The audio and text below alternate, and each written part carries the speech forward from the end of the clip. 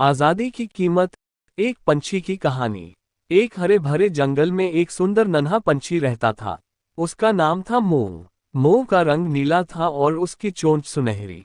वह रोज सुबह मीठे सुरों में गाता, आसमान में उड़ता और जीवन का आनंद लेता। एक दिन एक शिकारी जंगल में आया। उसने मोर को देखा और उसकी सुंदरता पर मोहित हो गया। उसने अपने जाल में मिठाई रखी और जैसे ही मोर खाने के लिए गया, वह फंस गया। शिकारी बहुत खुश हुआ और मोर को एक सोने के पिंजरे में डालकर शहर ले गया। शहर के एक बड़े से घर में मोर को रखा गया।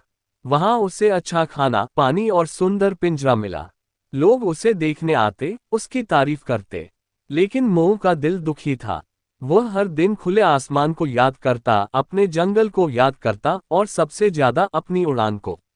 एक दिन एक छोटी बच्ची उस घर में आई। उसका नाम था अनु। उसने मोर को पिंजरे में देखा और उसकी आंखों में आंसू देखे। अनु ने अपनी दादी से पूछा, दादी, क्या ये पंछी खुश है? दादी मुस्कुराई और बोली, बेटी, पंछी को चाहे कितना भी अच्छा खाना दो, अगर उसकी उड़ान छीन ली जाए तो वो कभी खुश नहीं रह सकता। अनु को ये बात दिल से लग गई। अगले ही दिन अनु ने मोर का पिंजरा खोला और कहा, जाओ मोर, उड़ जाओ।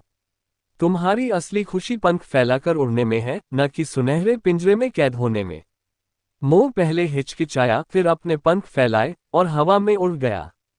वह उड़ता रहा तब तक जब तक उसे अपने जंगल की हरियाली नजर न आए।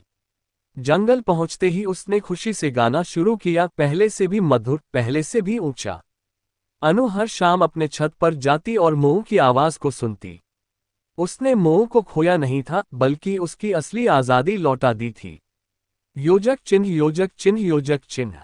शिक्षा। इस कहानी से हमें ये सीख मिलती है कि सच्ची खुशी आजादी में होती है, न कि सोने के पिंजरे में। किसी की आजादी छीनकर उसे कभी खुश नहीं रखा जा सकता।